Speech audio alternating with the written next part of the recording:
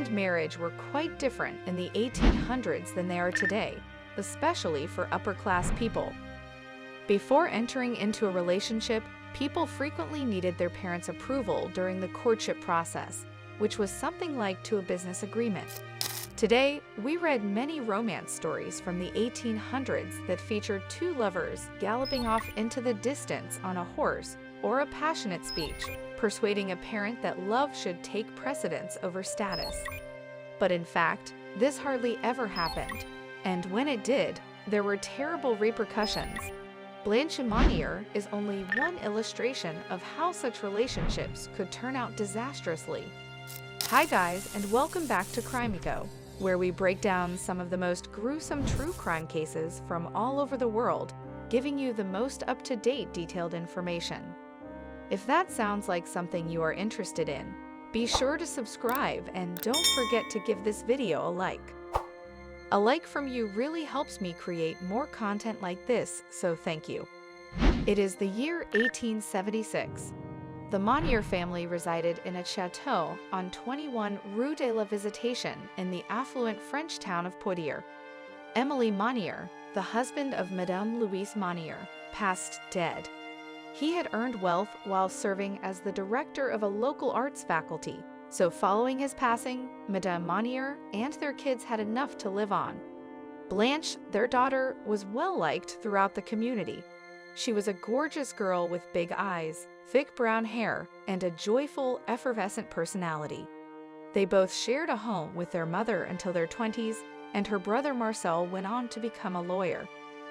Madame Monnier, Blanche's mother, was the epitome of someone who simply behaved nicely to give the impression that they were lovely people. Despite being a monster at home, she received an award from the Committee of Good Works for all of her charitable work in the city. Due to their mother's extreme snobbishness and strict expectations on who her children should be permitted to marry, Marcel and Blanche had an extremely difficult time finding someone who wanted to date them.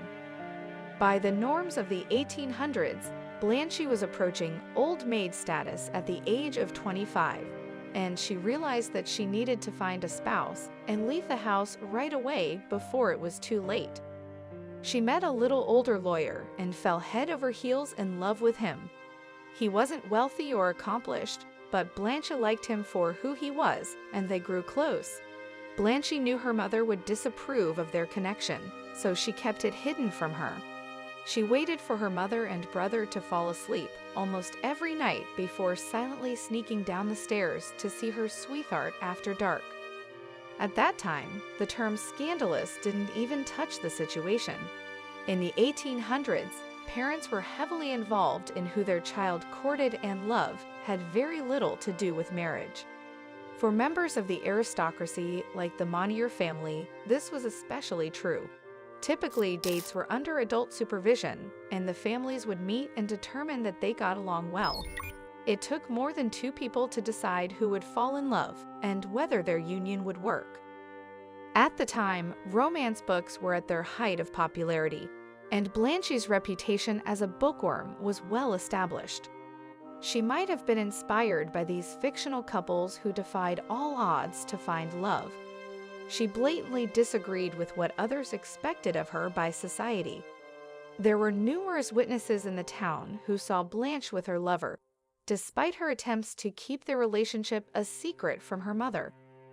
Despite this, there has been no announcement of an engagement. Additionally, they avoided one another during the day, making it evident to onlookers that this was a covert relationship.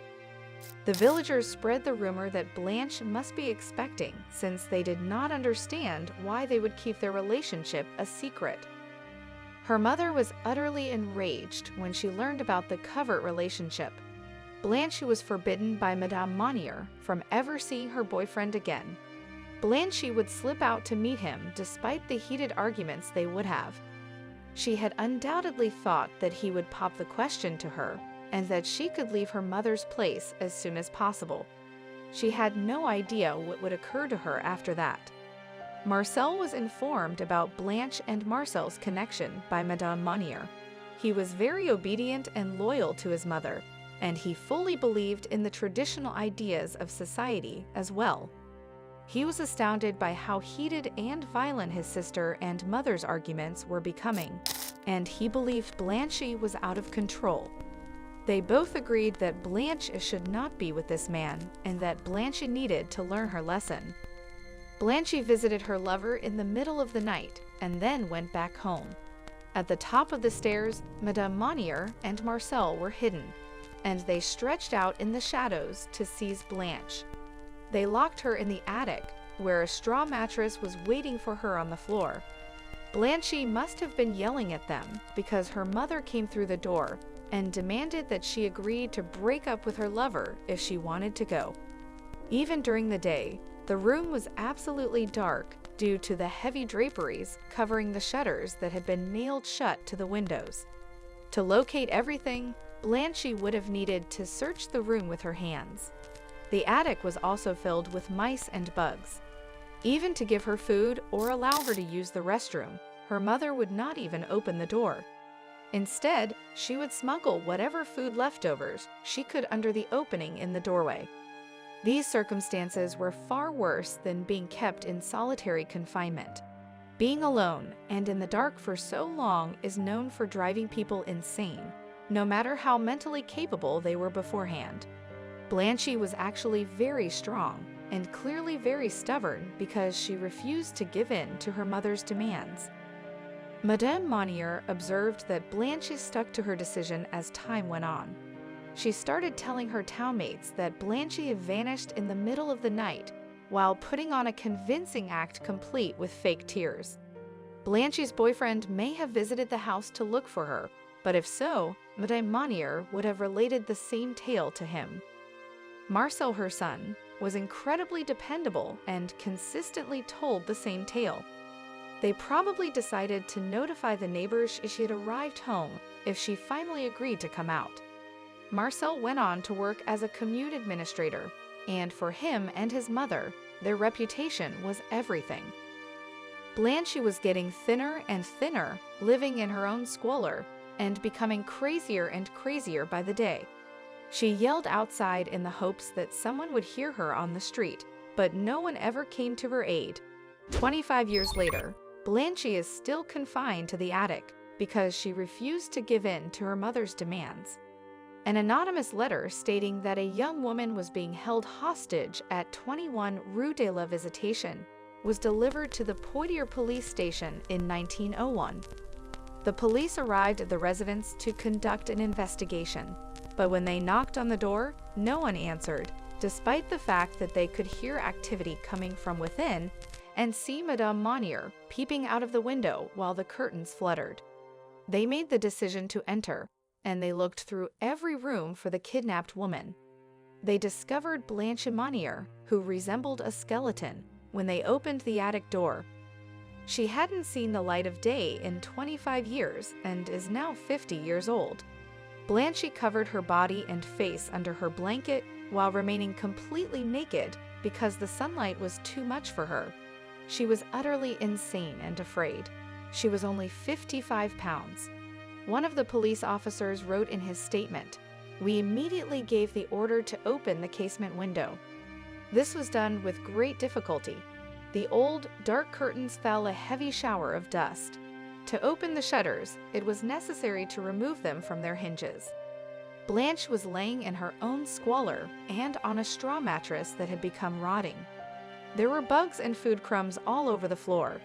The policeman didn't want to enter the building to look around because of the offensive odor. Blanche was transferred to the Hotel Dieu hospital, where the staff believed she would soon pass away due to her extreme malnutrition. She was given a bath by the nurses and began gushing about how nice it was to be clean and how grateful she was to be free. Due to her sensitivity, she still found it challenging to be in the sun. Madame Monnier was sitting calmly in her living room as the cops searched her house. Even long into his 50s, her brother remained a resident of the home, proving that his mother had successfully coerced him into staying put and leading a self-sufficient life. He made the effort to say, however, that Blanche was entirely to blame for this. Marcel stated that Blanche was a furious and enraged woman when he and his mother were taken before the court, and that they thought she had a mental illness. He claimed that the reason they kept her locked up was because only an insane person would decide to stay in solitary confinement over agreeing to break up with someone. They assumed she must be insane and deserving of prison.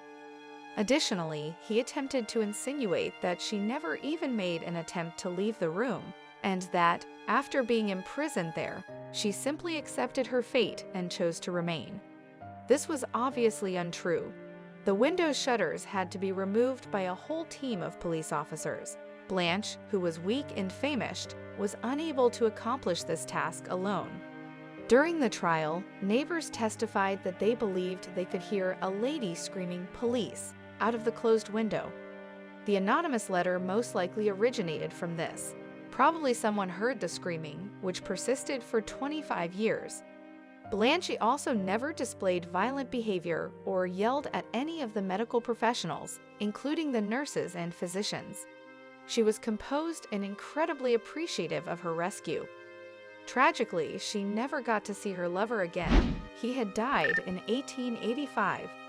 Her mother was found guilty of her crimes, and she was sent to jail, but she was so old, she died only 15 days after her capture.